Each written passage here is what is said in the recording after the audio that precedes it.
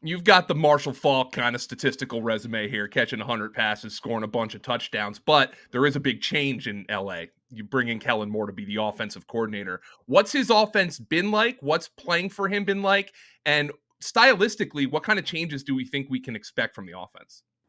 Yeah, I mean, we have a few new pieces. We have Quentin Johnston coming in. We got our receivers that are healthy coming back. And so there's a lot of, right now where it's like everything's firing at all cylinders. We have this anticipation of what our offense is going to be, but you really don't know until you get into season. I've been using this kind of example where players are really evaluated during preseason and coaches are evaluated during regular season. Obviously, players are as well, but that's when you can really tell, like, okay, what's meshing? Are the coaches doing a good job? Because it takes all of us to come together. But it's really hard to tell, like, are the coaches doing well or not during preseason because they don't have their star players? And then, things happen during the season. How can you adjust? Like, there's different things that you, as a coach, that you'll actually critique them on. Are they able to adjust with who they have and actually continue to win games if people are banged up or if things aren't going well? And so we'll see, with Kellen, any adjustments. I mean, this is like my fourth offense that I've learned, and we're all running the same plays. It just Yeah. comes down to, can our playmakers be consistent with them? Can Justin get us the ball at the right time? Can Kellen call the right plays at the right time? And within those plays, can we make plays? And so it just comes down to timing, comes down to consistency, and then efficiency. Like those, I'll preach that till I'm blue in the face.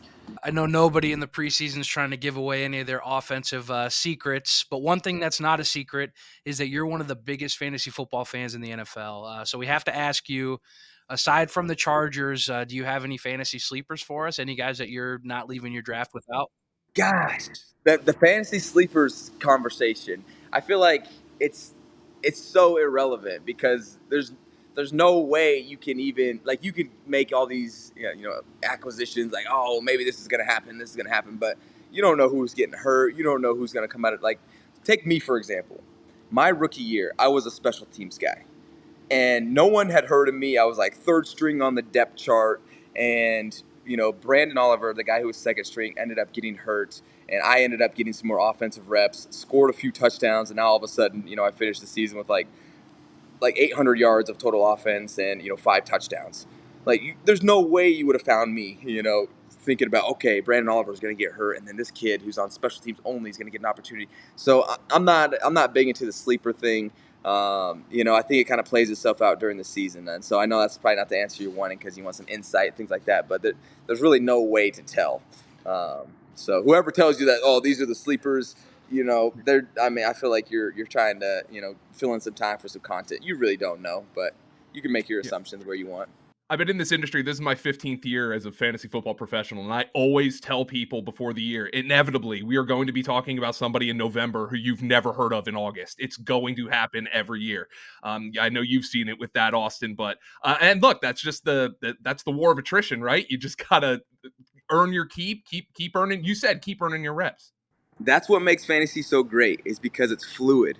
It's not the same, like, okay, I got these guys, they're going to be the best again because they were last year. There's things that happen. Some of them might perform at that level, some might drop. You might have to trade away people. You might pick up someone in free agency because someone got hurt. Now you got to get their backup, or now you got to find someone else. And so that's what makes it so great, because there's, just like us on the field and just like us during the season, you got to adjust, you got to manage your team, and it's competitive, and you want to talk some smack to your opponents, so you want to make sure you're on it, and people are passionate about it, and man, it's a good time. And so I think not knowing all the sleepers is even better, because then, if you do take the time to watch waivers, to watch, guess what, you're probably going to get rewarded for that. And if all the answers are all out there all over the place, then it's not going to be as interesting, because now it's just kind of a copy paste kind of thing. So you get to put your own flavor on it. And it's also a great answer if you don't want people to know who your sleepers are. So it's a win-win on both sides. You know what I mean? That's good. That's good.